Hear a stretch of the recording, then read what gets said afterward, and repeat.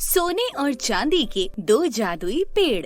Hello दोस्तों, आज जो मैं आपको कहानी सुनाने जा रही हूँ वो कहानी है सोने और चांदी के दो जादुई पेड़ की। तो चलिए दोस्तों, देखते हैं आज की ये कहानी। सूरजपुर नाम का एक गांव था। उस गांव में जादुई सोने का एक पेड़ था। वो पेड़ हमेशा गरीब और जरूरतमंद लोगों की सहायता करता था। गांव वाले उस पेड़ से हमेशा कुछ न कुछ मांगते ही रहते थे। वो धन दौलत देकर पूरे गांव वालों को खुश करता था। उसी गांव में मोना नाम की एक लड़की रहती थी। मोना अनाथ थी और दूसरों के घरों में काम करती थी। वह उसी से अपना गुजारा करती थी। समय मिलने पर वो सोने के पेड़ के चारों तरफ सफाई भी करती थी और उस पेड़ को पानी भी देती थी। उसके बाद वो जादुई सोने के पेड़ से बातें भी करती थी। हे जादुई पेड़, तुम हमेशा सबकी मदद करते हो, मेरी भी मदद करो। बताओ माँ, मैं क्या मदद कर सकता हूँ आपकी? हे जादुई पेड़, कुछ दिनों बाद मेरी बेटी की शादी है। मैं बहुत गरीब हूँ, मुझे थोड़ा धन दे दो जिससे मैं अपनी बेटी के गहने बनवा सकूं। हाँ माँ, मैं आपकी मदद जरूर करूँगा। उसके बाद जादुई सोने का पेड़ उस बुढ़िया को खूब सारी धन दौलत देता है। माँ, ये धन दौलत आप ले जाओ और अगर किसी चीज की जरूरत हो तो मुझे बता देना, मैं आपको और धन दे दूंगा। वो बुढ़िया धन लेकर वहाँ से चली जाती है। अगले दिन एक औरत आती है। हे जादुई सोने के पेड़, मेरे पति को एक बिजनेस खोलना है, उन्हें उसके लिए थोड़ा पैसा चाहिए, हमारी कुछ मदद कर दो। हाँ बहन, मैं यहाँ लोगों की मदद करने ही तो आया हूँ। उसके बाद वो जादुई सोने का पेड़ खूब सारे रुपए प्रकट करता है।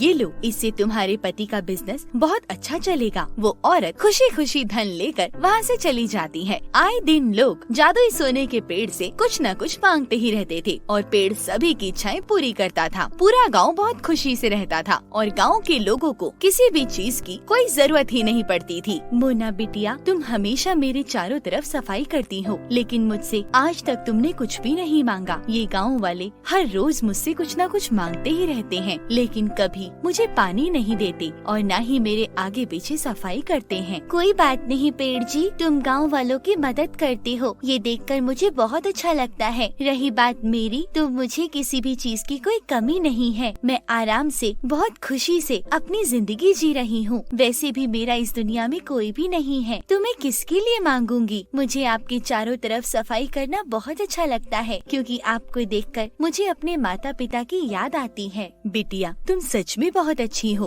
और तुम्हारे अंदर लालच भी नहीं है। तुम मुझे अपने माता पिता की तरह मानती हो। मैं भी आज से तुम्हें अपनी बेटी की तरह मानूंगा और तुम्हें अगर किसी भी चीज की जरूरत हो तो तुम बिना झिझक मुझसे मांग सकती हो। इसी तरह काफी दिन बीत जाते हैं। एक दिन मोनालिसा नाम की जादूगरनी गांव के जंगलों में आती है और अपनी गुफा बनाकर रहने लग जाती है। एक दिन वो एक पेड़ के नीचे बैठी हुई थी, तभी वहाँ पर दो औरतें आती हैं। अरे बहन, हमारे गांव में एक जादुई सोने का पेड़ है, उससे जो भी मांगो दे देता है। कल ही मैंने उससे खूब सारे जवाहरात मांगे थे। अरे उसने मुझे जवाहरात से भरा हुआ बक्सा दे दिया। क्या तुम सच बोल रही हो? मुझे भी जादुई सोने के पेड़ से कुछ दिलाओ ना। हाँ ठीक है, तू एक काम कर, मेरे साथ चल, मैं तुझे अभी दिलवाती हूँ। दोनों औरतें वहाँ से चली जाती हैं। क्या? जिस जादुई सोने के पेड़ को मैं इतने बरसों से ढूंढ रही हूँ वो इस गाँव में छुप कर बैठा है? अगर सच में ऐसा है तो मुझे जल्द से जल्द उस पेड़ को देखना होगा। फिर मैं उस दिन उसकी सारी शक्तियाँ छीन लूंगी और उसे पूरी तरह से सुखा दूंगी। उसके बाद मैं दुनिया की सबसे शक्तिशाली जादूगरनी बन जाऊंगी। उसके बाद मोनालिसा जादूगरनी एक लड़की का भेष बनाकर जादुई पेड़ के पास जाती है। हे जादुई सोने के पेड़, मैंने सुना है आप सभी की मदद करते हो, क्या आप मेरी भी मदद करोगे? मैं एक अनाथ लड़की हूँ, मैंने कई दिनों से कुछ भी नहीं खाया है। जरूर बेटा, मैं तुम्हारी मदद जरूर करूँगा। उसके बाद जादुई सोने का पेड़ उसे खूब सारी धन दौलत से भरा एक बक्सा देता है। तुम ये पूरा बक्सा ले जाओ, इससे तुम्हारी सारी जरूरतें पूरी हो जाएंगी। उसके बाद वो लड़की वहाँ से चली जाती है। रात को वो लड़की उसी पेड़ के पास जाती है। अरे बिटिया, अब क्या चाहिए तुम्हें?